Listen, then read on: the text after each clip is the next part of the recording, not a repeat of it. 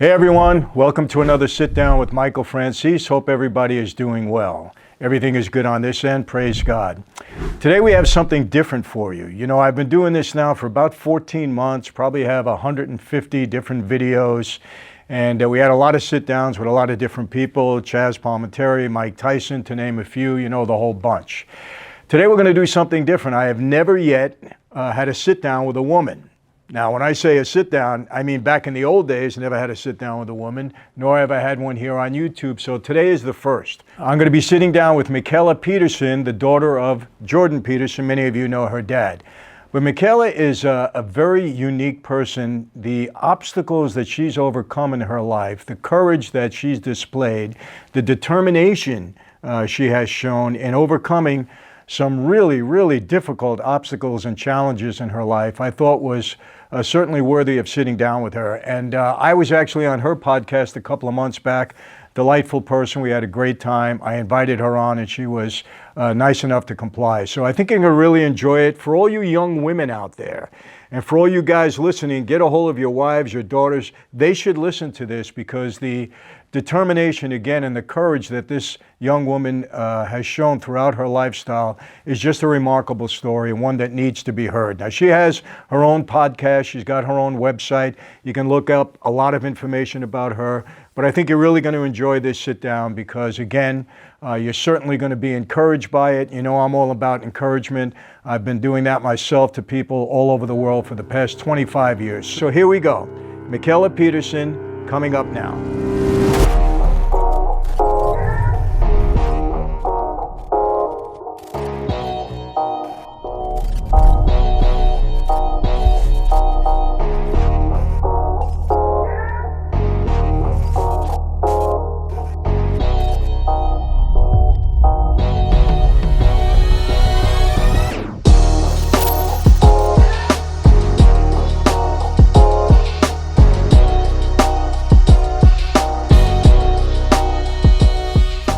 Mikhaila, how are you? Good. How are you? I'm very good, thank you. Where are you, by the way? I'm in Nashville, Tennessee. Oh, okay. Nice spot. Been there several times. It's much drastic improvement over Canada at the moment. Weather-wise, or just everything-wise? Everything-wise. The amount of stress in the city, that's the main thing, I think. Well, we have our share of stress out here in California, I can tell you that. But we also have great weather, so can't complain. The weather's not bad here compared to Canada as well. I considered California, but I thought it was a bit stressful over there as well. I think the politics are a little better where you are, I would say. Well, before we begin, I want to thank you. I know I was on your show, your podcast a couple of months back. I enjoyed it very much. It was a great interview, so I appreciate that. And thank you for returning it and coming on mine. I appreciate it. Well, thank you very much for the opportunity. I'm excited about this conversation. And I will tell you this, you're the first woman that I've ever had a sit down with. And you know what a sit down is, you know, according to mob terms. You're the first one that I've ever had on my channel, first one I've ever had in any walk of life, other than my daughters. I had my daughters on here once, but other than that, you're the first one and only woman I've ever sat down with. Wow, I am honored. Well, that's great. I'm really looking forward to it. You're a special person. And before we get into it, I want to read something from your website for all of the viewers so they get kind of I'm sure people know you, but for those of you that don't, I want them to get a little insight as to who you are. And this comes right from your website. Mikhaila's main goal is to help people become resilient and realize how much control they have over their own life, to encourage others to take responsibility for their physical and mental health, and to help show people that they have the power to better their lives regardless of the cards that they've been dealt. And that's a very strong and powerful statement, Mikhaila, and it says a lot about you. Thank you very much. And I know you've, to tell us a little bit about, you know, your history and some of the experiences that led you to, you know, dedicate your life to this. I know you've overcome many, many obstacles, had many difficult experiences throughout your life and have been able to overcome them all. And not only overcome them, but, you know, survive and prosper in a great way and become really a true role model to not only young women, but to people in general. So maybe you can explain a little bit to us about, some of those experiences and how you've overcome them. Okay. So I think most of the difficulties I experienced before I was 25 had to do with health. So I started walking funny when I was 2 and was diagnosed with juvenile rheumatoid arthritis when I was 7. I had 37 affected joints almost everywhere except for my spine. And it was severe enough that my parents were told I was going to have multiple joints replaced in my teenage years, or at least early adulthood. I was put on immune suppressants when I was 7. So I was doing biweekly injections myself because my parents thought it would be good for me to do those myself. So I had some control over it at least. And those helped the arthritis a bit. So I went from being basically wheelchair bound to running around over the period of a summer.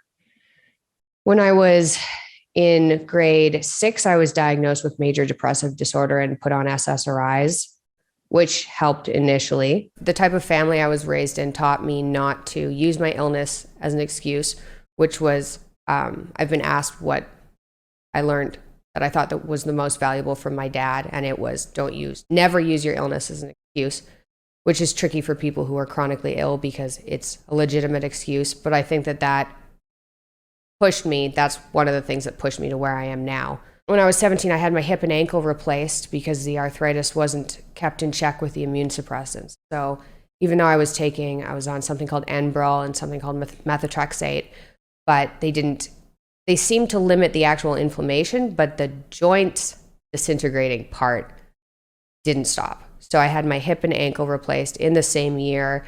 That was a very unpleasant year. I went off to university and my parents were like, stay close to home because all your doctors are here. And I kind of said, I'm not letting, I've always been taught not to use my illness as an excuse. I'm out of here, going to Montreal. So I went to university. We were in Toronto. I went to university in Montreal and I got significantly sicker mentally there. So I kind of changed my diet from eating healthier foods with my family to eating cereal and drinking beer and eating pizza and instant noodles. And I started gaining weight and I got much sicker mentally and my medications were changed. So a year and a half after I started university, I was so sick. I was so fatigued too that I missed my final exams because I couldn't get out of bed. And I'm a pretty driven person, but when you're chronically ill, it's hard to tell if you're just being lazy or not. So for most of my life, I thought maybe this is just what life is like for everybody and I'm not pushing myself hard enough. But I couldn't get out of bed. I missed my final exams and I was like, well, I can't do this anymore. And I went home.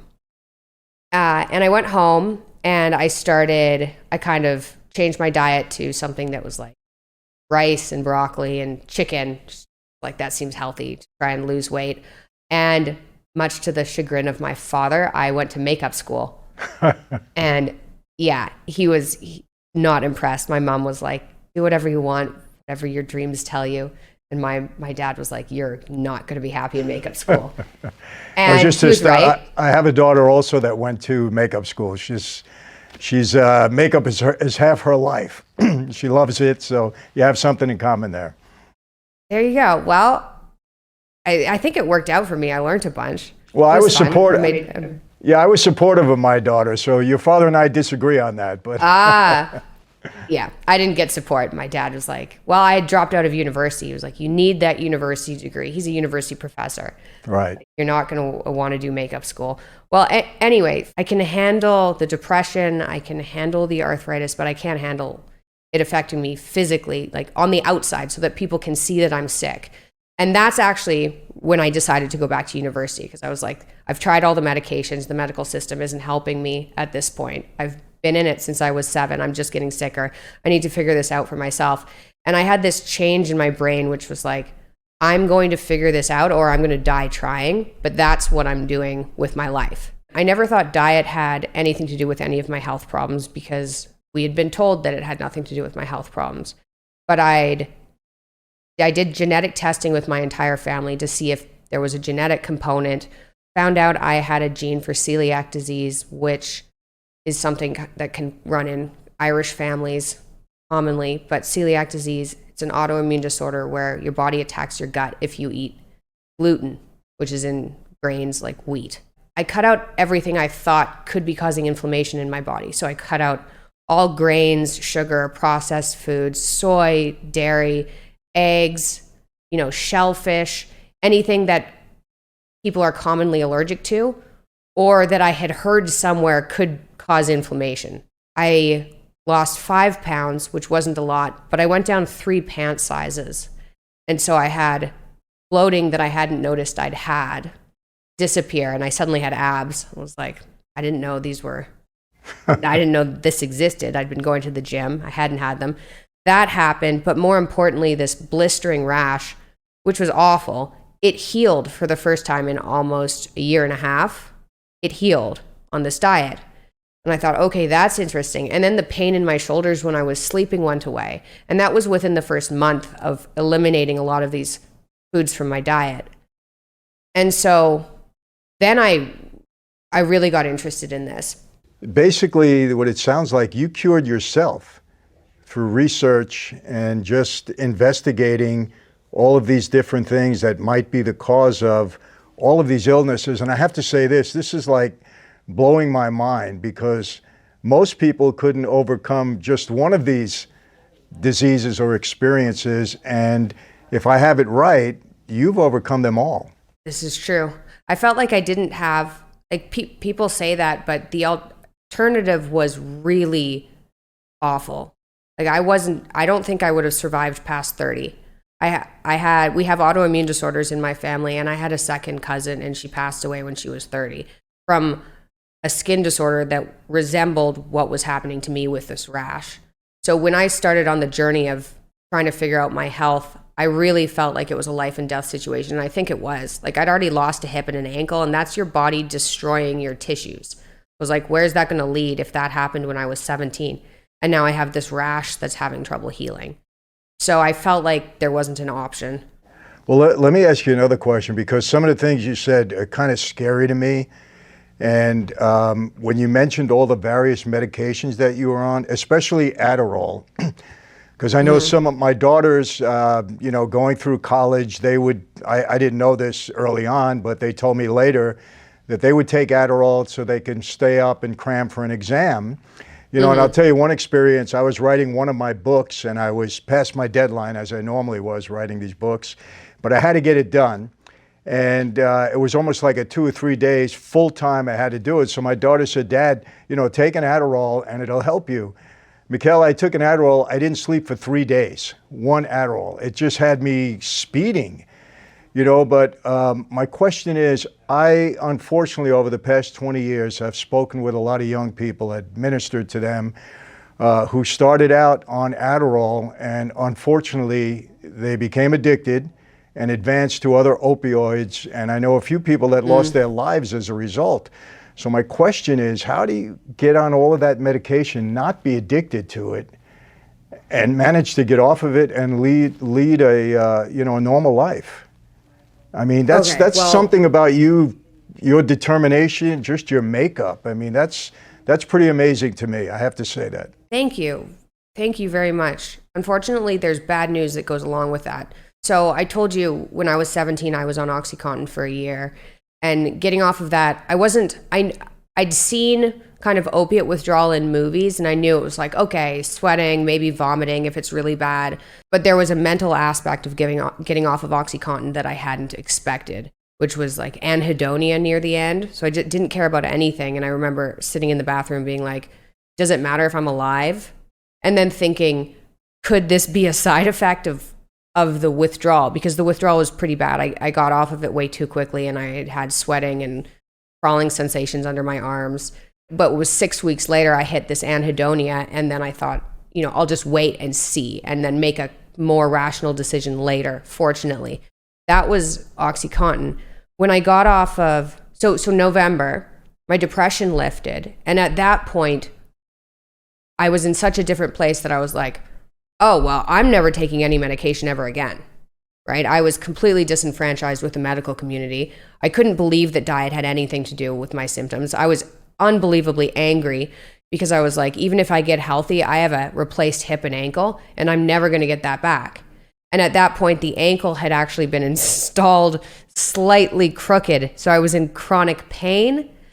And I was like, even if I solve all these problems, I'm stuck with these problems. So I was livid. And so November, I thought, my depression lifted, and it felt like I think this was the start of when I started to consider God.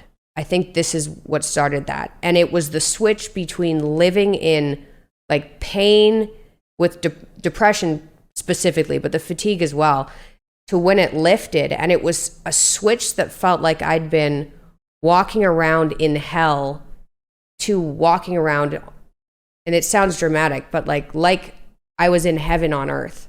Like it was a complete switch. And for my entire life, I'd felt, and my parents made jokes about this too, that I was on some sort of the wrong path, and every decision I made went wrong. So my brother he was just lucky. Like everything he did kind of just worked out. He wasn't really late for things.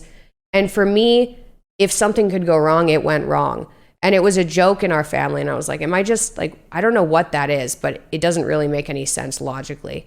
But that was just my life. And then when I got healthy, I felt like I switched tracks into something more positive. And I think that's when I started to kind of question, I don't know, reality, maybe just question what I'd been taught. You know who my dad is. He talks about the psychological significance of the Bible. But I really learned about the biblical stories as through kind of metaphorically, right? And so we didn't go to church. There wasn't a lot of, I knew the stories, but I didn't understand them the way I think I'm trying to now. But so let me ask you, am I understanding that it was at really a low point in your life, maybe one of the lowest points in your life? You were upset, you were livid with medication and the condition of your body and your mind at that point in time. And how did God all of a sudden come into it? I mean, was a switch No, he flipped? didn't. He didn't then. That was the first time I felt like maybe there was more that I was missing. But he didn't come in for a number of years. God has been rather, like my experience in that way has been rather recent. Are you still on any kind of medication? Nope. None. That's Nope. amazing. Amazing. Yeah. It I'm really incredibly thankful for it. It's crazy. So that happened, but then things got more complicated. So my dad, around the same time, my dad has some similar symptoms to me. He's got some autoimmune symptoms, not arthritis, but autoimmune symptoms and this depression. So around the same time, I was like, Dad, my depression is gone. Like I feel better than I've ever felt in my entire life. You need to get on this diet. And he saw the effect it had on me, and he's very logical and scientifically oriented. So he was like, well, you can't argue with the change you've had. Like I got off of Adderall. I was sleeping 16 to 18 hours a day, and suddenly I had energy. And so he's like, okay, I'll give it a shot. And over the next 8 months, this was before the meat diet. It was when we were still eating some vegetables. He lost 7 pounds a month for like 8 months. And then the next September, he put a video out and went viral. And so that happened. Did he put the video out about this experience? No, he put a video out on YouTube called Professor Against Political Correctness. Oh, yeah, so this yeah, was something yes. completely different. Yeah. Right. But he went viral then. So life was pretty weird because my dad, I remember walking by a newspaper stand in Toronto, and it had my dad, and it said, it was calling him the Führer. And I was like, are they comparing my dad to Hitler?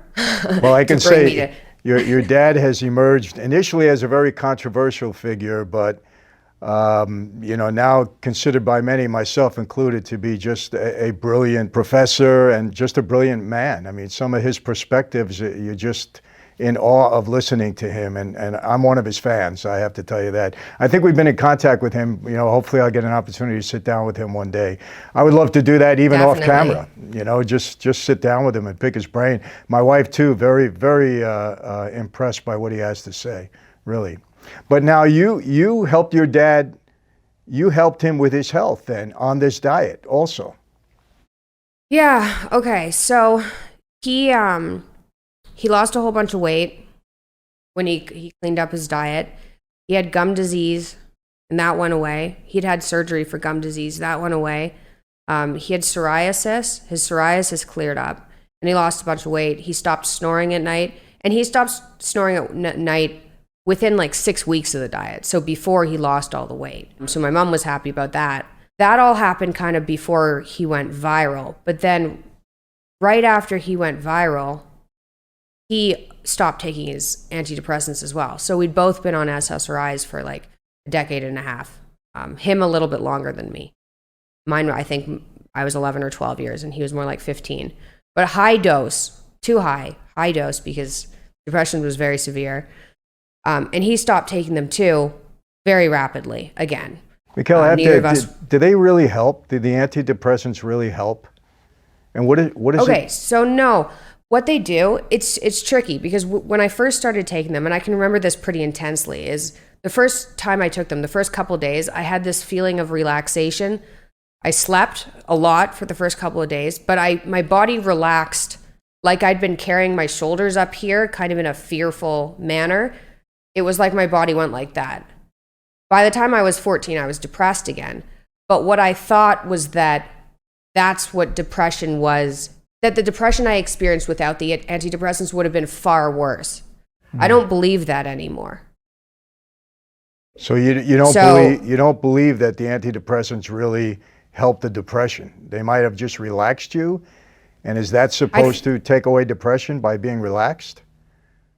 Whatever they do initially feels like they're helping, but then people adapt to them and it doesn't help. So if you talk to someone, like I did believe they helped. There's a video out of me, and I think it's when I'm 21 and I'm in rough shape.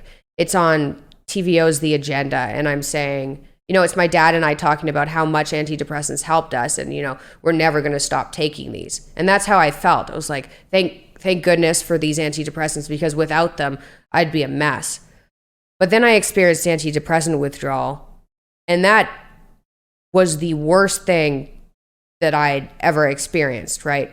Like I hallucinated, I couldn't listen to music, I couldn't be in bright lights. I was sensitive, I was green. I couldn't function, right? And the only thing that allowed me to function really was reducing carbs in my diet, and that helped.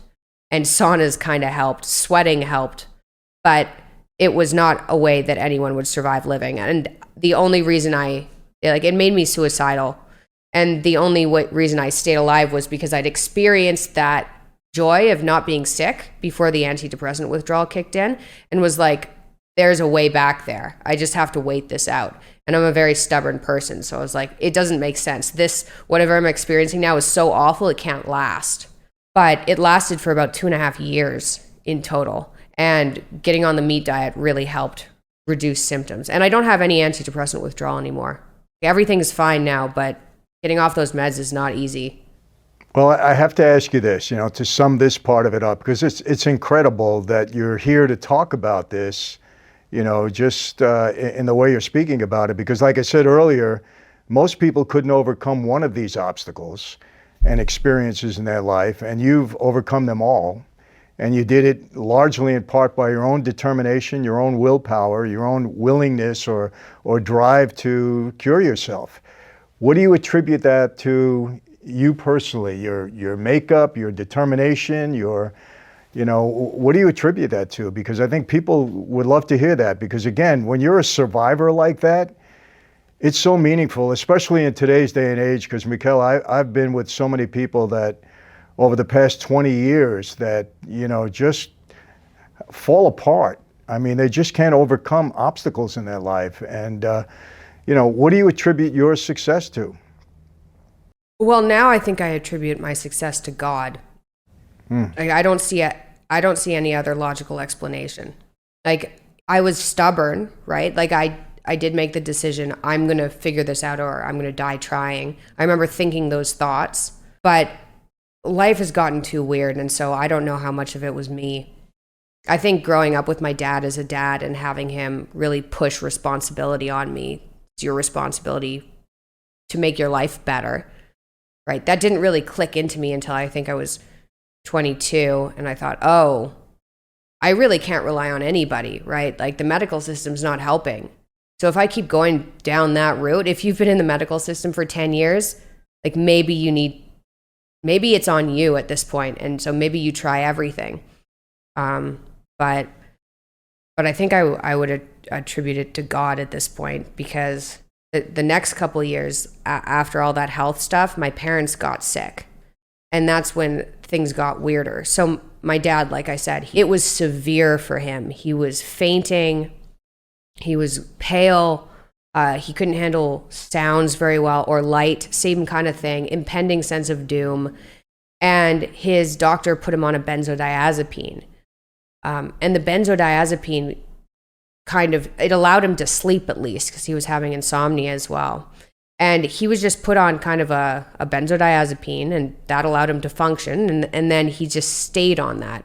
So that's when he did a tour, and he was sick from this antidepressant withdrawal, but he was able to function and things were okay. In that period of time, I also had a kid, which wasn't planned, which I don't regret, because Scarlett's the greatest thing in my life, but it wasn't planned. I was in university doing this biomedical degree. I'd put myself into remission. I'd gotten healthy. I was in the middle of SSRI withdrawal. I was off all my medications, and I got pregnant, and I thought I wasn't going to be able to have kids because of all the medication I'd been on for so long. So I was like, well, this is amazing. Like this I didn't think could ever happen. And the pregnancy kind of brought back some of my autoimmune symptoms, and that's when I found the meat diet. But you were off the medication during your pregnancy? That's when you went on the diet? Yeah, that's when I went from that paleo diet to an all-meat diet. Got it. It was actually 4 months after Scarlett was born. I thought maybe the pregnancy symptoms, the arthritis and things, were caused by the pregnancy. So I waited the pregnancy out. Plus, I was worried about removing all the plant foods from my diet because I didn't want to become vitamin deficient or something. And I was pregnant, so I felt a responsibility towards not becoming vitamin deficient for the baby. But I had Scarlett, and 4 months into breastfeeding, I still had arthritis. And I was like, I couldn't understand why the diet, that paleo diet that had worked for me, stopped working for me. And that's when I thought, okay, I'm going to cut out all variables. I'm going down to just steak. I know steak doesn't give me any autoimmune symptoms, and I'll do that for a month. Hopefully my symptoms will go away, and then I'll start reintroducing foods again. And so I did that. Everybody thought I was insane. I thought I was insane. But my symptoms slowly resolved. And And at that point, my arthritis with Scarlett was bad enough that I was like pushing myself up in bed, and my wrist was buckling. And I was like, I don't want to drop my baby, right? I can't live like this. I wasn't on any medication. I was like, I can control this. I can figure it out. I went to all steak, and my symptoms resolved. That's how I ended up on the meat diet.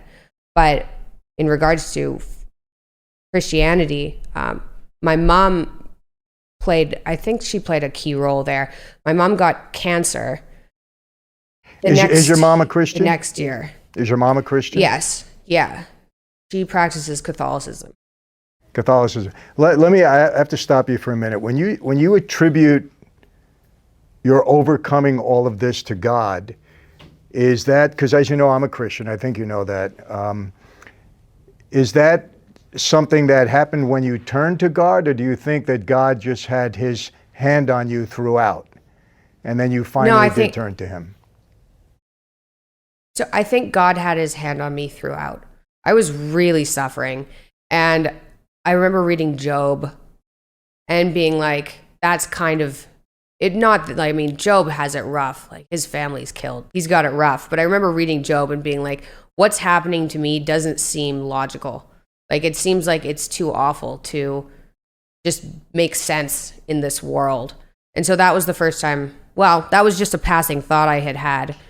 But I think looking back on it, yeah, God was there. I don't think I would have experienced, I think there are reasons I have experienced what I've experienced. And I think being able to share my story and help other people makes the entire thing worth it. I thought that before I knew God was related to this at all. I thought the suffering was worth it because I can maybe help other people not experience the same thing. But it was my mom. She got cancer. My dad's doctor increased his benzodiazepine dosage, and so many weird things happened at the same time. He started experiencing a side effect called akathisia, which I think everybody in the entire world should be aware of.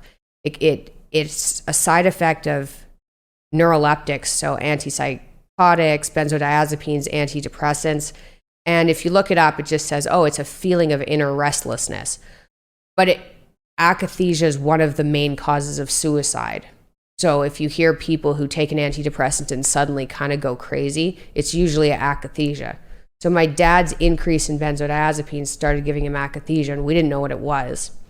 And at the same time, my mom got diagnosed with a completely deadly cancer that nobody survives from, called collecting duct carcinoma.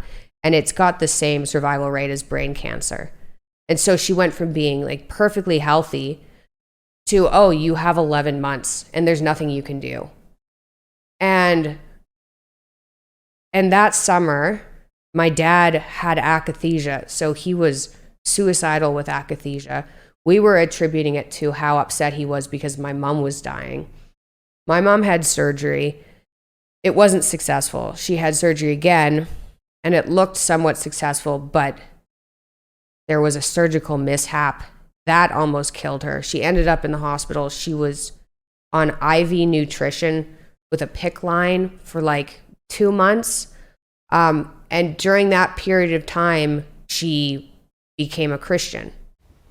And one of the women visiting her while she was in the hospital was a Catholic, and they were reading the Bible and they were praying. And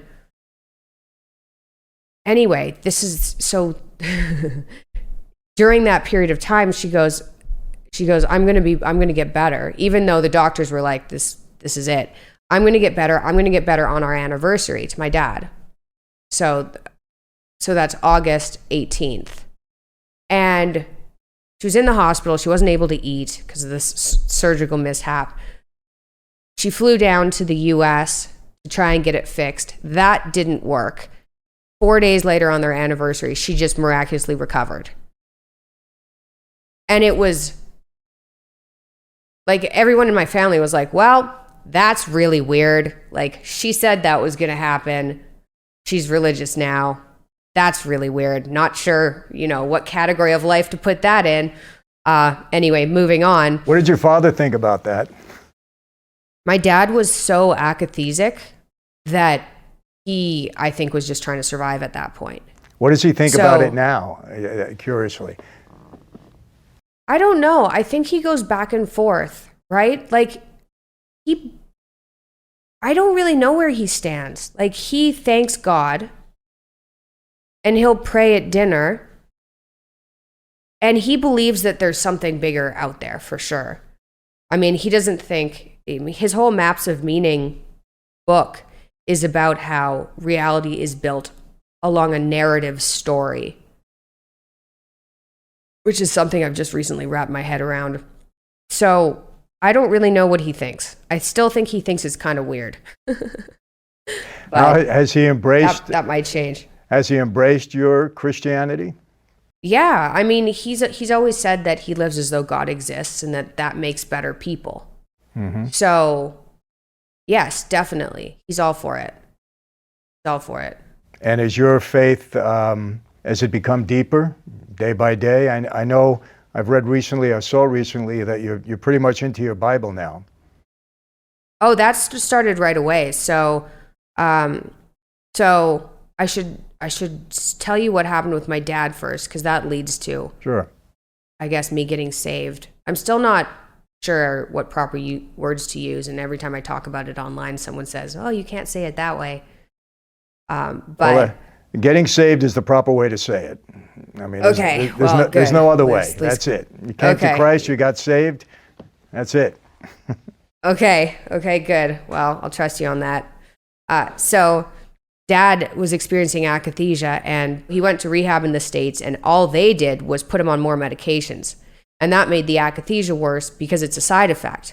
And so they kept trying to stabilize him with more medications, and they doubled everything. And he was, I went to see him in the hospital, and I was like, he's done, right? He's never getting out of here. It was so awful. My whole family, extended family, flew out, and we started calling hospitals. I was calling hospitals in all over the world to try and figure out a hospital that would take him off of the medications that were causing akathisia. And I called 57 hospitals. So like everything in the US, Australia, Israel, the UK, and the only place there were 2 hospitals in the entire world we could find that actually told us over the phone, we'll take him off of it. When I explained what was going on, I was like, he's reacting to all the medications. You have to get rid of them. You can't add them on. And one of them was in Russia. And So we ended up, my whole family sat down and we thought, okay, he's going to die in this hospital because they're not treating him properly. And so we decided to go to Russia. And that was the worst. Bringing him to Russia and having him in Russia and get treated there was the worst month of my entire life. Even with my mom having cancer, like my hip and ankle replaced. That was horrifying. However, they did get him off of almost all the medications. It was bad, but there was no better alternative. And so at that point, I was in a tricky place because the world was like, and it really felt like the world because it was the internet. And, who cares about the internet except my dad's pretty famous, and the only story people had was, his, crazy daughter brought him to Russia to detox, and he's disappeared, right? And so I was like, if this doesn't go well, everybody who knows of my dad is going to hate me, right? So that was stressful. I lost some hair in Russia. It wasn't fun. But we flew him back to Florida, and then things got complicated. But basically it was successful there because they got him off the medication, and that was putting him on the road to healing. Mm-hmm. He needed to get off of it to get rid of the akathisia, which is the side effect. It's awful. People should know of it because people experience it and it's misdiagnosed. You'll have this inability to kind of sit still, and they'll be like, oh, it's schizophrenia. Oh, it's bipolar. And it's not. It's actually a side effect of the medication you're on. So it's something people should really be aware of, because I think if you look at the stats, if you're put on an antipsychotic, which is usually for bipolar or schizophrenia, 40% of people experience akathisia. And it's impossible for doctors to differentiate between that and your symptoms. So people should Google that so they're aware. Because 1/5 of North Americans are on a psychiatric medication. 1/5. This is 1/5. Isn't that insane? Absolutely insane. One of the takeaways that I'm getting out of all of this is, number one, do your homework. Don't always rely on medication. Don't always trust medication. Sometimes it's a doctor's first resort. They don't want to do or try anything else. I know they don't believe in homeopathic. Many of them don't believe in homeopathic remedies. And what I'm hearing from you is that's not always correct. I'm not saying you don't need medication. At times you do. But just your whole story indicates that, do your research and do your work, that it's not always medication that's the answer, but that's always what the prescription is all the time. They medicate you. It's terrible. It really is. And, what you have to say here should show people that there are other ways, really. I mean, diet, we know that diet affects our system to a great degree. In your case, it healed you in a way. Mm-hmm. Just a change in diet. And this was all brought about by your own research and determination. It's amazing, Mikhaila. I have to say that, really. Thank you. It's amazing. Thank you very much. I appreciate that. I do. So for Dad, and I'll go through this part fast. So Dad got back from Russia, but he was on a very low dose of like an antidepressant to stabilize him, because there was still a doctor involved being like, he needs to be stabilized. And 6 weeks later, the akathisia came back. And we were like, how is this possible? What's going on? And it took a year and a half to get rid of the akathisia again. So for that year and a half, my dad was battling this side effect that causes suicidality. And life was so bad. Like, that was, to see somebody you love in that kind of pain, and then with the guilt associated with it, because people who are who get this side effect, they're also guilty. They're like, why am I like this? You know, my dad was like, there's nothing wrong with my life. I don't understand what's going on. And anyway, that brings us to August this year. So August this year, a couple things happened. So I was in Russia because my dad had finally kind of stabilized. Things were on a good track. And I got COVID in Russia. Oh, gosh. And so I was, a couple of things happened. I was navigating a divorce, and I got a call from my brother, and my brother said, Dad's in the hospital again. And what had happened is he'd taken an antidepressant because he was still experiencing depression, and the akathisia had come back, and he was in the hospital. And I was like, I couldn't get home because I had COVID. So even I thought about it. I was like, I'll fake a COVID test, but it doesn't matter because they test you at the airport. Right. I was like, there's nothing I can do. There's nothing I can do right now. And that's when I started praying. So that was the first part. That's the first point in my entire life that I actually got to the point where I was like, there's nothing I can do myself. And I'd been talking to people, you know, I had Christian friends. I was like, how do you do this? How do you do that? And they're like, oh, you know, God. And I was like, well, I don't know what that means. And so I was like, well, what do I do? Like, how do I get there? And he said, go home and ask God to reveal himself to you. And so I went back that night, and I was on my bed and I was praying, just like, please reveal yourself to me. Please help me. Please reveal yourself to me. And I really meant it, because I was like, I can't keep living like this. I'm stressed. Things are not working out. And I don't believe that, you know, God comes into your life and then all your problems are solved. Right. But what happened to me was enough for me to believe. So that the next day, 4 of the major issues in my life that had to do with work. There was an accountant that tried to take over the company. He tried to extort my dad, asked for 10% of all his earnings in order to make certain problems go away. So that, it was a crazy summer. So that started to resolve itself. My dad called, said he was going to go back on the diet and give it a shot. And that ended up working in about a month. But 4 major problems disappeared not disappeared, but it was like I was on the wrong track, and they all switched onto the right track. And that was enough for me to be like, okay, that's it. I'm done. Like, life is too weird. Too many weird things have happened. It's actually, God is the most logical explanation here. And so that was August, and I've been reading the Bible, and I've read the New Testament and most of the Old Testament, some of the New Testament multiple times now. And I've been praying, and it's given me a sense of peace that I didn't have before. So that was the major change. I went from having this, I called it existential angst, which was just like, it wasn't depression, but it was just like fear or just existential dread, angst of like being alive. And now I have this sense of peace. And when I get overwhelmed, and I still get overwhelmed because work is still crazy and life is still crazy, but when I get overwhelmed, it doesn't seem to matter as much. I understand that, you know, and even though our lives are separate and apart and very different, we kind of came to Christ in the same way. I came to Christ through logic, research, and then the evidence that finally convinced me. You know, some people think that, you know, it's some spiritual awakening, like you just hear a voice, or, you know, you listen to people and then, okay, I may as well believe in that. But, you know, for me, like yourself, it was very real. And again, it's logical to me. My research just, you know, supported that logic. And then the evidence for me was overwhelming. And, you know, my life changed dramatically as a result of, you know, my belief in Christ. And I assume right now you're in a pretty good place as a result.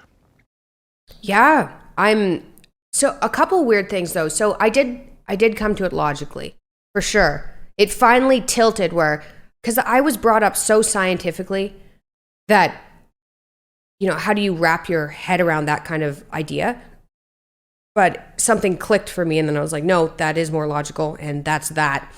But a couple weeks later, I was at home, and I started thinking, just a little bit. I was still reading the Bible. I was still praying, but I started thinking, okay, maybe maybe there's a logical explanation for the reason my life has improved or the reason I feel this inner sense of peace. I'm like, well, all the things that changed could have happened. They just weren't happening. Like it was possible. It just seems unlikely. And then I had a dream that night and I woke up at 5:30 in the morning and had a voice just go, do it. And I woke up in the morning and I thought, and this is the thought I had, and I know it sounds crazy, but I was like, I think God just spoke to me. And all it was do it. But I woke up in the morning being like, I think that means go all in. Like, don't do this 90%, don't have these little thoughts that are like, well, maybe it was me somehow, or maybe it lined up that way. So I did have that kind of spiritual thing, but at the beginning it was just logic.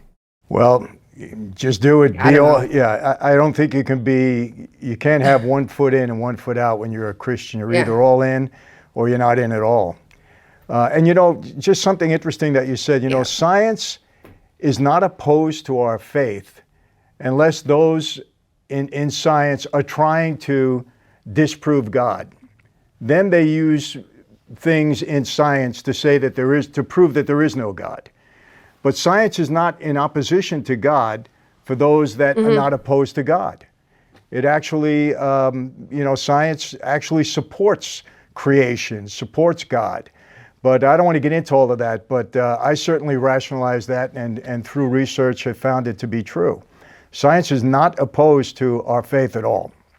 But anyway, I have to say that I admire everything that you've been through and been able to overcome, whatever way you've done it. And I think you're really, you're a role model for a lot of people out there. Just your determination, your willingness to try different things, the fact that you're out there now trying to help people, I think it's very admirable, Mikhaila, I really do. And I thank you for that. Now I want to get into something else because I know you have, a YouTube channel. You have Opposing Views.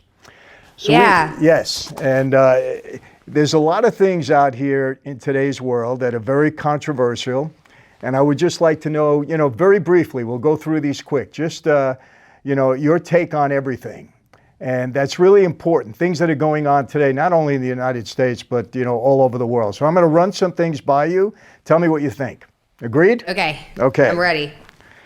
All right, first, vaccine mandates. Hard no. Hard no? We agree. Hard no. COVID lockdowns. Hard no. All right. Let me ask you this though. Are you opposed to the vaccine or just the mandates on the vaccine? The mandates on the vaccine. So you're not opposed to the vaccine? No, I think people can do their own research and do whatever they want as long as nobody tells me what to do. We agree wholeheartedly on that. The lockdowns, totally against? Terrible idea. Absolutely. And I think people need to understand how destructive they are and the willingness to continue by some people in government, in different states is just absurd. And if they just look at the science behind it, they'll find out that it is absurd. We agree. Okay, critical race theory. Hard no. I just did an episode on critical race theory. Okay, you can keep going, but I absolutely need to talk about critical race. Let me hear your thoughts on it. Important. Okay, this is crazy, and I'm going to start talking about this on my podcast. Have you heard of the ESG score for companies? Have not. Okay, so I just learned about this the other day. So it stands for Environment Social Governance Score. And in huge companies, huge corporations in America, they have an ESG rating. And the higher that rating, the more easily they can buy ETFs. So it's hooked right into their ability to make money. And so this is called an ESG score. People should look this up. And the social score, critical race theory feeds right into the social score. So their social score is scored by how well they follow critical race theory and kind of these more politically correct theories in their corporate structure. So my question was, why is critical race theory, why is it everywhere? And why are these giant corporations implementing it? And it's because it directly affects the S in the ESG score, which affects their ability to buy ETFs. And in Ireland, I was like, that's crazy. I can't believe people don't know about this. And so in Ireland, it gets worse than that. They just implemented ESG scores for people. So they're slowly keeping track of your ESG score for you as an individual. And so this person I was talking to was concerned that if this gets worse, it'll affect your ESG score, will affect how easily you can get a loan. And environment, that'll be, how much you affect the climate. So who knows what that means. Wow. Social score would be, are you against or pro vaccines? Critical race theory. Governance is self-explanatory. Anyway, that goes down the rabbit hole, but ESG scores are something people should at least be aware of because they're actually implemented in large corporations right now. Well, I will definitely look into that. There always seems to be some nefarious reason behind a nefarious policy. And we agree on this one for sure. Okay, moving on. White supremacy, do you think it's fact or fiction in this country? Because we hear so much about it now. That's the new, it seems to be the new, thing with the left. White supremacy. Everything is white supremacy, white privilege. What do you feel about that? Well, I think that if you want to search it out, you can find racists anywhere. So but I wouldn't say that, there's a underlying structure of white supremacy that's evident in, what critical race theory says, that everybody's racist and it's underlying everything in the US. So no, I don't think white supremacy is an issue, really. It's not something more important than anything else we should be talking about. Yeah, I'm not concerned about white supremacy, but I think that you can find racists if you want to. Agreed. Climate change. We agree on almost everything so far. This is scary. Climate change. Climate change, I think that... So I've had a number of opposing views on climate change as well, and talked to people on climate change, and it looks like there's probably evidence that climate is changing. However, we don't know how much of that is done by humans. We also don't know if we can counteract that because humans are pretty ingenious. And I don't believe that doing things like carbon taxes are the way to go.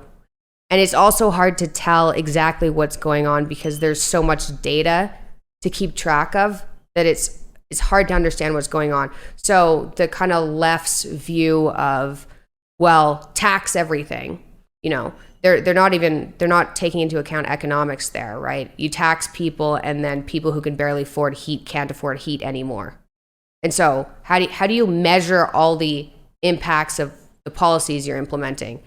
So at the moment, I would say we should probably look at making people richer and not focusing on climate change. Yeah, I don't think it's certainly not a big issue, as big an issue as people make it out to be on the left.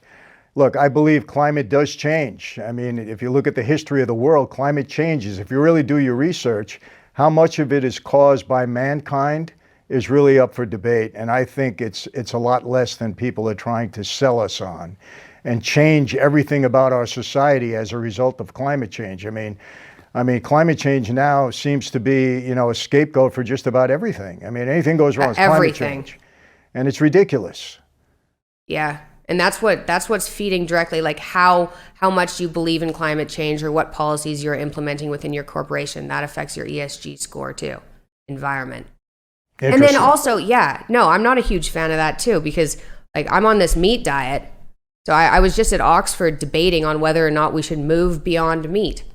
Let's just get rid of meat because, it's bad for the climate, which isn't even true, depending on how you buy your meat. So, yes, I agree with what you said. Okay, we agree again. This is so controversial, but defund the police. What's your position on that? This defund the police movement that's taken over so many of our major cities across the country. Well, my podcast producer lives in Minneapolis, and he lived in Minneapolis. He no longer lives in Minneapolis because Minneapolis is a mess now. So defunding the police is not the way to go, because you're not just going to have this society where everybody gets along. Like if you defund the police, then some other structure is going to come into place to try and get control of people. And that's not necessarily going to be any better than the police.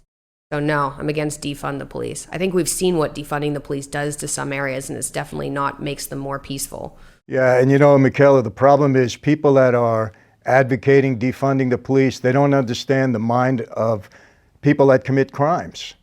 And the only way you stop that mentality is by law enforcement. That's it, like it or not. Now, defunding the police, putting less police out on the street and allowing criminals to go free. Now they have the policy in many major cities where there's no more cash bail. You commit a crime, by the end of the day, you're out again. And all that does is encourage people who commit crimes to commit more crimes. It's common sense. Yeah. It's reasonable. Look, there's one thing I know about is crime. I mean, I spent a lot of years on the street and enough years in prison to be around that element. I was that element myself at one point in time. So, the idea that defunding the police and being soft on crime is somehow going to rehabilitate criminals is just, it's insane. It makes zero sense. And I think we're seeing that in cities all across the country, the increase, especially in violent crimes, which is really horrific. It's terrible. And why people are not taking notice of this and not trying to do something about it is scary. Look, I have a wife and 5 daughters, and people say, well, Mike, you need to be anti-police. I said, why would I be anti-police? I said, when my daughters and wife walk down the street, I want them to be protected. I says, and I would look to the police to protect them from criminals. So it makes no sense whatsoever. And I hope people come to grips with this, and I'm glad we agree on that. Another thing, these smash and grab crimes, I'm sure you're aware of what's going on in various cities, mostly liberal cities across the country. How these groups are now organizing themselves, going into major department stores and facilities like that, and just, we're talking about groups of 10 and 20 people going in and just stealing everything blind and walking right out, getting in their cars and driving away. And again, it's a result of this soft on crime, no bail, let people get back out on the streets. Some terrible things are happening. And I just wish people would open their eyes to this and realize the insanity of it. And I'm sure you agree with that. Yeah. Yeah, there shouldn't be definitely. That's why I'm in Nashville. You're in Nashville, why? Well, there isn't, most of the insanity, most of the questions you're asking me, that kind of mindset, the mindset people have here, generally speaking, is similar to what I have. Mm-hmm. It's great coming from Toronto, which is completely the opposite. Really? Well, most of this, unfortunately, it's happening in liberal cities, New York, Chicago, Los Angeles, San Francisco, cities like that across the country that, have liberal people in charge. And it's crazy. It really is. But, okay, so we agree. Moving on, immigration. How do you feel about what's going on our southern border now that you are a U.S. resident? Okay, so yesterday I did an opposing views on immigration. Okay. Which was interesting. I talked to a conservative and a libertarian, and the libertarian was pro-immigration. And what's my view on immigration? Honestly, I'm not sure at this point, especially after the conversations I had yesterday, because both people made good points. Probably err on the side. Okay, this is actually, no, I've decided here. I think that at the moment, 7 to 10% of immigrants are skilled immigrants. And so 25% of immigrants come in under the skilled immigrants kind of, umbrella, but part of that are family members. I don't see the issue with bringing in skilled immigrants because statistically, when you look at the competition between skilled immigrants and Americans, there isn't much competition, and it actually ends up making people more money. Skilled immigrants. So I think the skilled immigrants is fine, but I think we'd have to be very careful about any other type of immigrant. Otherwise, you're going to have issues like they do in Europe.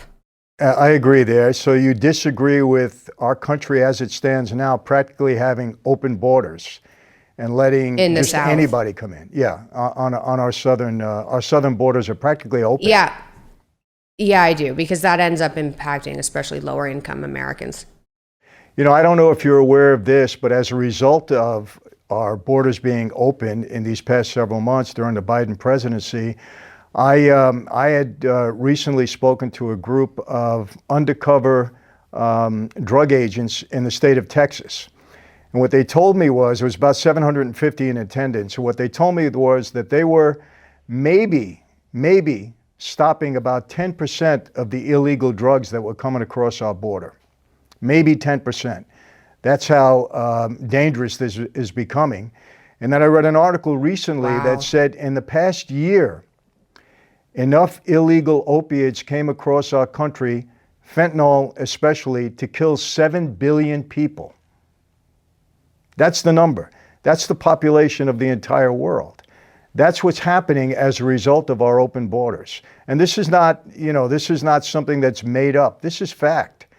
I mean, they can't control it. They don't have enough border agents to control it. And if you don't close the borders and just allow everybody to come in and anything to come in, which is what's happening, that's the result. And, unfortunately, another, horrible statistic, last year, I think almost 100,000 people died of opioid fentanyl overdoses in America. Mm-hmm. And so this problem is just increasing. It's not decreasing. It's getting worse by the day. The only way to stop it, again, close down our borders and patrol it properly and let the right amount of people in here. I'm not against, legal immigration. People have a right to come to this country and become citizens the right way. I agree with that. But, illegal immigrants really have no right to be in this country. And I hope that people, that's my opinion, come in legally, do the work that other legal immigrants, that have now become citizens have done, and then you have every right to stay here. But prior to that, it's a dangerous thing that's happening here in America. We don't even know how many are here at this point in time, but it's a big number. Okay. Well, that's reasonable, and asking people nicely isn't going to work, right? No. You have to patrol or build something. Absolutely. You have to enforce. You have to enforce the laws. Unfortunately, Congress seems very hesitant in creating any kind of immigration policy that it's real, that is substantive, that has teeth, and that will work. They just keep avoiding it, and it's really up to Congress to create the laws and then give us the ability to enforce them, and that's what it comes down to. Mm-hmm. Okay, moving on. This might be something interesting. Feminism. That's kind of a broad. Well, it's broad. Whatever's happening right now is not good. So I'd probably say anti-feminism. When I was in university, I read a whole bunch of pro-feminist books and anti-feminist books. This is when I was like 20. This is still when I was really sick, just to get an idea of what exactly that meant. But I would say it's a problem that women aren't told about, certain things that I think feminism is now not telling women, like, when it's harder to have kids, when it's easier to have kids, like what that age range is and what actually makes you happy. So probably anti, especially nowadays, or probably since, I don't know, maybe the 70s. Well, you appear to be somebody that's comfortable in your own skin, whether you be a male or a female, and you're going to be successful and you're going to overcome things just by virtue of who you are. And I don't think the feminism has anything to do with it at that point. So we agree there again.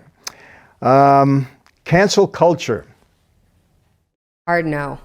Hard no. Destructive. Yeah. You can't stop people from speaking either.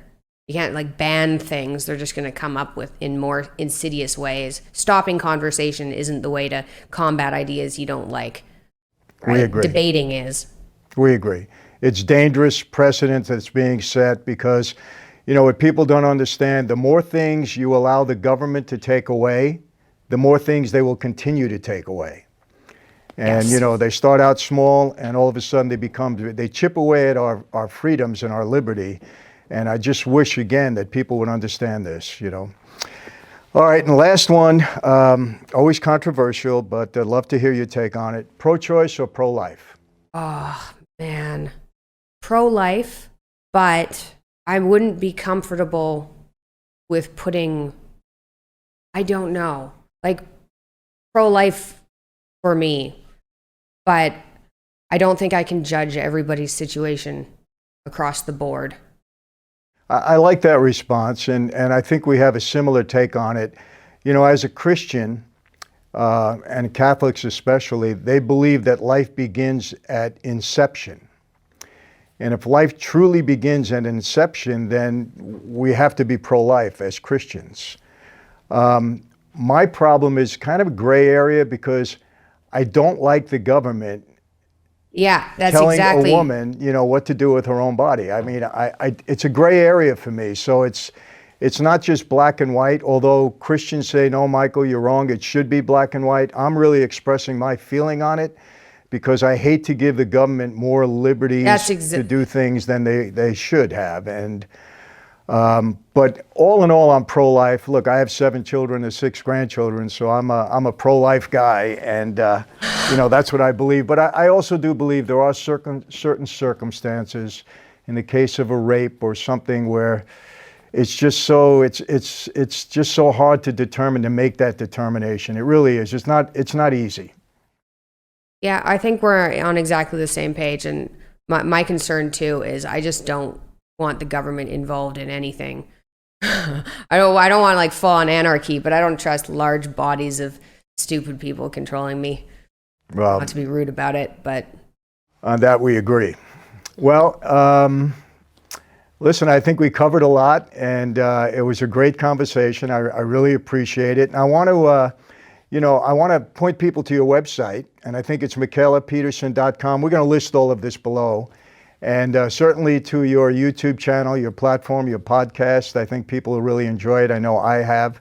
And you've just been a great inspiration for a lot of people out there, especially young women and guys that are trying to overcome obstacles in their life. And, just continue to do the work you're doing, Mikhaila. It's great. And it's much needed in today's world, for sure.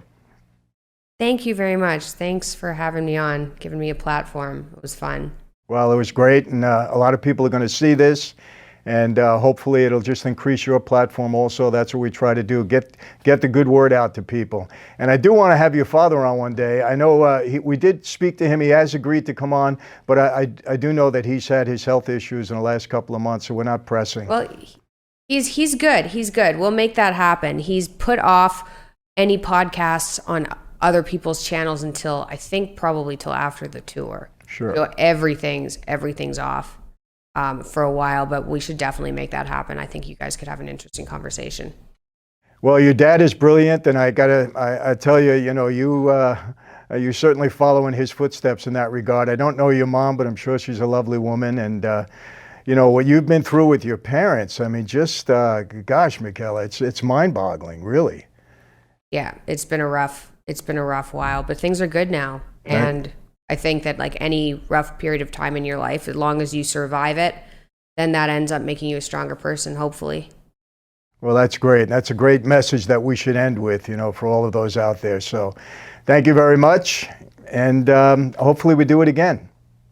Yes, thank you. So there you have it. I told you in the beginning you were going to hear a story of determination and courage and overcoming obstacles. It's amazing. It's one of a kind. And, not only her, but her entire family, what they've had to overcome is just remarkable. And I hope you were really encouraged by what she had to say. And I hope it encourages you, if you're facing obstacles in life, to do your best to overcome them. I was really taken in by some of the things she said about the medical community and about prescription drugs and about medication, how we really need to do our research when we're taking something that could really have an impact on our life, especially these antidepressants. They can have a tremendous impact on our lives in a negative way. For a period of time, they might be useful, but you got to be careful. I don't have to talk anymore about opioid and fentanyl and the problems they're causing in this country. And normally, those addictions start from prescription drugs. So please be careful with that. I hope you enjoyed it. We're going to have many more stories of courage and encouragement, because that's what this is all about. So, how do I always leave you? Same way. Be safe, be healthy, God bless you, and yep, I will see you next time. Take care.